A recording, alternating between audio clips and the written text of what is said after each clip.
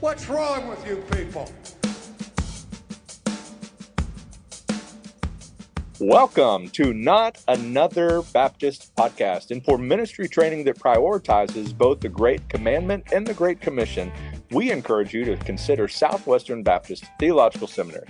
Southwestern equips students to live their calling, seeking to glorify God through Christ-centered education that encourages academic excellence and faithful ministry preparation. They are grace-filled, Christ-centered, scripturally grounded, confessionally guided, student-focused, and globally engaged. And you can learn more about Southwestern Seminary's recently reaffirmed core values at swbts.edu/core-values. Kyle, I am about to jump on an aeroplane and head out of the country. Not really. I haven't quite figured this out. I'm going to Puerto Rico as this goes live. And that's not out of the country, but it is out of the States. I don't get it at all. It's a weird setup. Yeah, it's a weird setup. But thankfully, I don't need a passport. And so they don't have Whataburger. So it's not really part of the U.S., whether they want to be or not.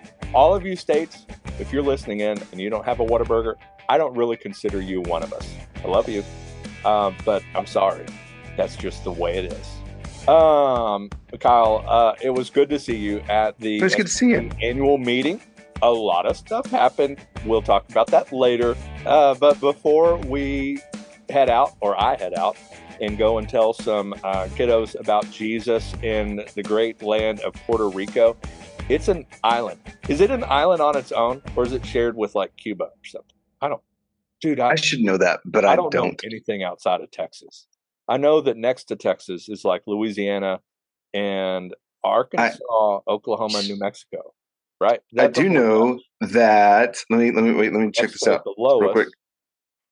Let's see.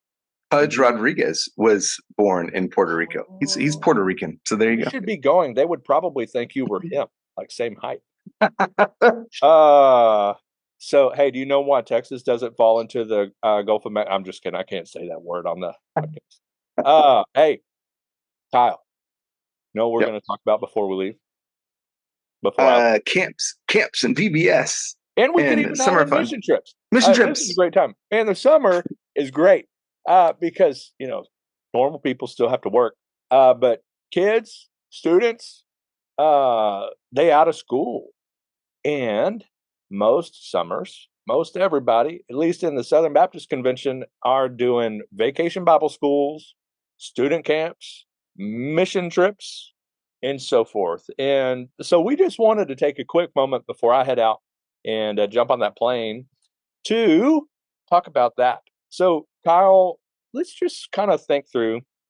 So let's assume most of our listeners are doing that. Either they have done it, they're about to do it, whatever.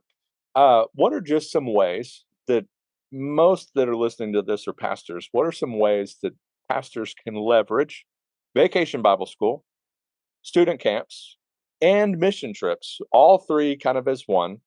How can they leverage that to kind of increase their leadership capital, their ministry engagement, all of that kind of stuff?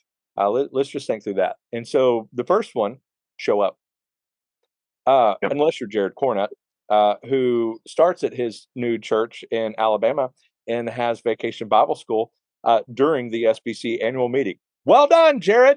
Good job. You failed on number one. So which one is he doing? So is he going? He was at the meeting, right? Yeah.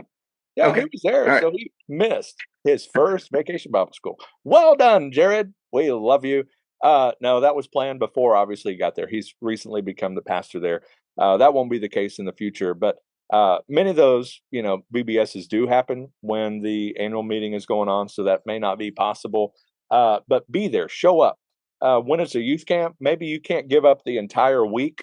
When it's a mission trip, maybe you can't go. Bart was going to go to our Puerto Rico trip, but is unable to go.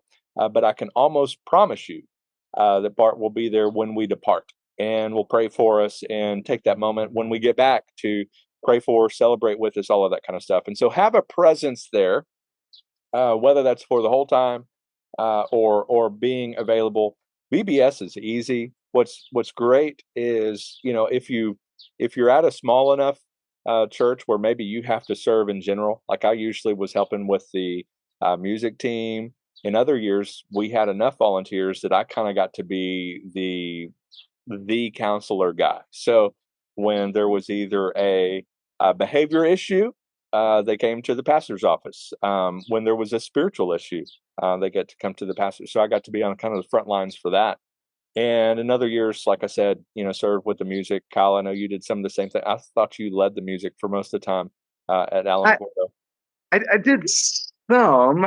So I played in our praise team, but typically during VBS, there were a couple of years that I taught or co-taught with someone, but really I enjoyed kind of just being able to float around and get into kind of wandering in and out of classes. That also freed me up to kind of be wandering through the room as parents showed up to pick up their kids and getting to interact with them. Obviously, for our VBSs, we had a lot of families who would send their kids that had no really other connection to our church. And so it was just a good time for me to get out and mingle, get to visit with some of them, find out a little bit about their families. And that's what I enjoyed doing the most. Our family is volunteering for VBS this year, but I have no idea what we're doing yet. Ours is like at the end of July. So we got some time. Very cool. What's another tip? What you got for it? So when it comes to camps, so let's shift, because that's the next thing we're talking about. When it comes to camps, I would say as a pastor, be as involved as you possibly can.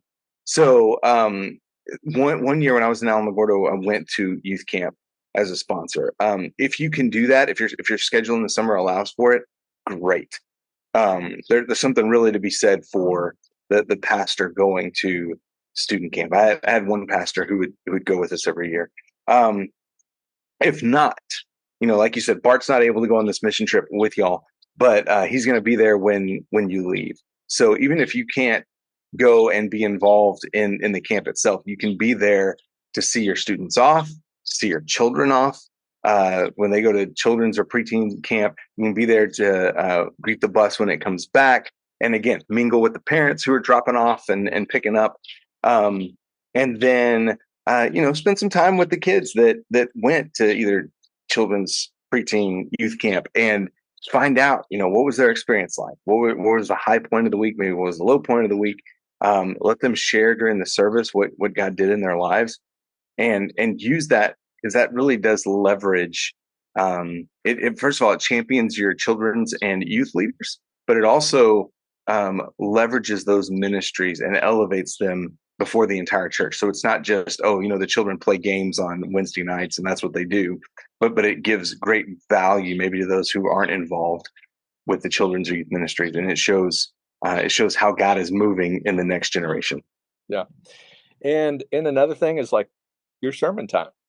Highlight some of that kind of stuff, maybe an intro, hey, and we're the verse by verse guys, and a lot of us are. But it's not the end of the world if maybe you do a sermon based on what the VBS theme was, either on that Sunday of VBS. It's either a celebration Sunday or a kickoff Sunday. It's not the end of the world if you take a break from that. I hope Barbara doesn't listen to this and argue with me. But that's an option. Maybe even inviting your youth pastor to do the same thing for the student camp, what maybe the main theme was, and let him have a chance in the pulpit and just affirm him and take a moment, even at the end of that, to come up and we just want to celebrate what God has done in and through this brother in our student ministry at camp, and let's take a moment and pray.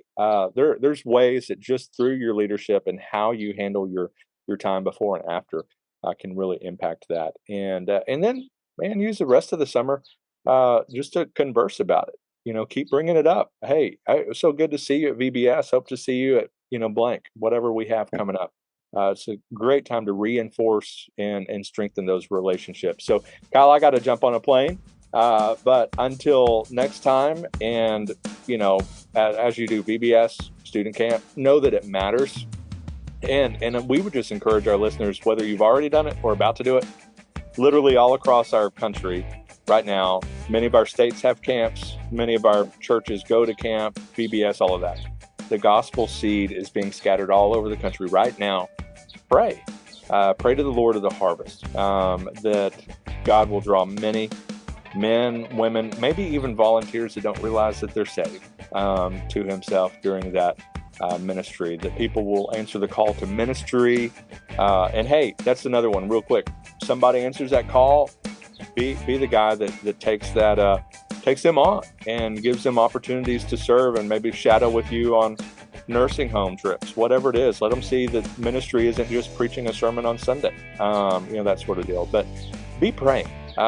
Invest in your own, but pray also as churches all over this country continue that this summer. And we look forward to being with you next week and hopefully coming back alive and all of that kind of stuff. I don't know what the weather is like in Puerto Rico. I don't know if it's like a hurricane bearing down. I have no idea. I know nothing. Couldn't even tell you where it is. Gulf of Mexico for all I know. Maybe we just ride. I have no idea. But we're going on a plane, so I know that. So I know how much I love that. So y'all can pray also for me, that I'll be calm, cool, and collected. Have a good one, and until next time, may your coffee be as black as night and as bold as the gospel we declare.